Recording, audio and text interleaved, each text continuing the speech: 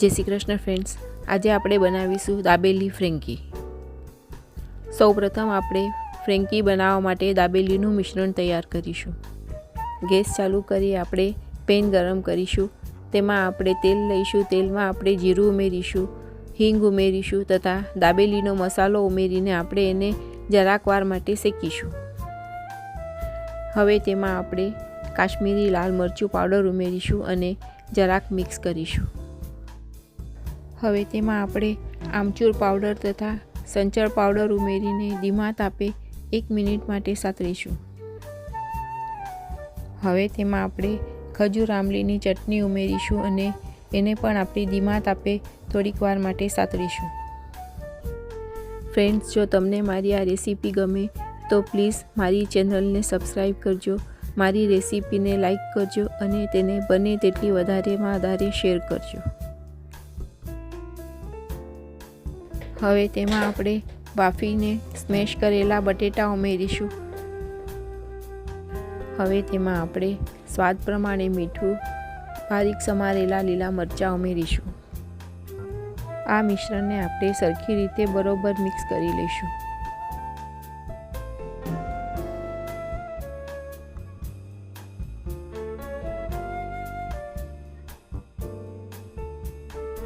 એકદમ ચપટી જરાક જ અમથી સાકર ઉમેરીશું અને મિશ્રણને સરખી રીતે મિક્સ કરીને આપણે પ્લેટમાં કાઢી લઈશું।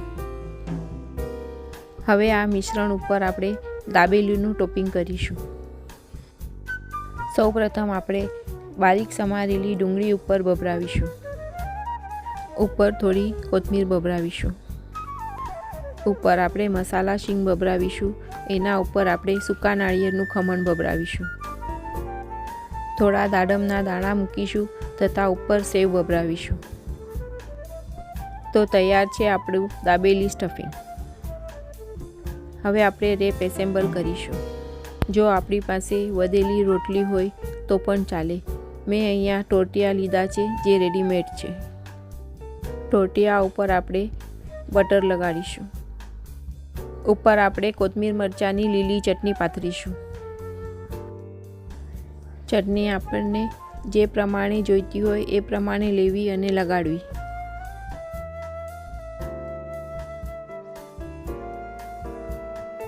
ઉપર આપણે લસણની ચટણી લગાડીશું। અહીંયા મારી પાસે લસણની સૂકી ચટણી છે એટલે હું ઉપર સૂકી ચટણી ભભરાવું છું। ઉપર આપણે ખજૂર આમલીની ચટણી લગાડીશું। આપણને જે પ્રમાણે જે ચટણી ગમે એ પ્રમાણે આપણે વધારે ઓછી લગાડી શકીએ છીએ। વચમાં આપણે બનાવેલું દાબેલીનું સ્ટફિંગ પાથરીશું। ફ્રેન્ડ્સ, આપણે દાબેલી તો અવારનવાર ખાતા હોઈએ છીએ, પણ આ એક દાબેલી રેપ બનાવ્યો છે જે ખૂબ હેલ્ધી છે, કારણ કે એમાં આપણે પાવને બદલે રોટલીનો ઉપયોગ કર્યો છે। છોકરાઓના ટિફિન માટે પણ આ એક ખૂબ સુંદર નાસ્તો છે। સાંજના ડિનરમાં પણ ફટાફટ બની જાય તેવી આ રેસીપી છે। ઉપર આપણે થોડા લેટ્યુસના પાન સમારીને મૂકીશું।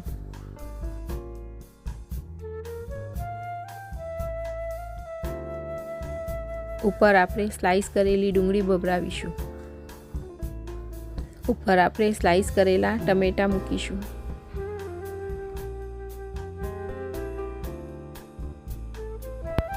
ઉપર આપણને જે પ્રમાણે જે ચટણી ગમતી હોય એ પ્રમાણે ચટણી મૂકીશું। ઉપર આપણે ખમણેલું ચીઝ ભભરાવીશું।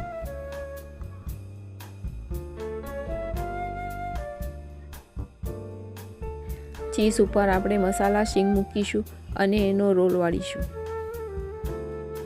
જો આપણે સવારથી પ્રિપરેશન કર્યું હોય, રોટલી અને દાબેલીનું સ્ટફિંગ તૈયાર કરીને રાખ્યું હોય તો આપણે ગરબા રમીને આવીને તરત એસેમ્બલ કરીને આપણે ખાઈ શકીએ છીએ।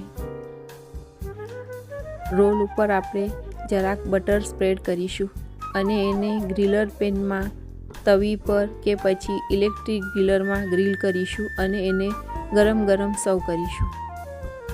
તો તૈયાર છે દાબેલી ફ્રેન્કી।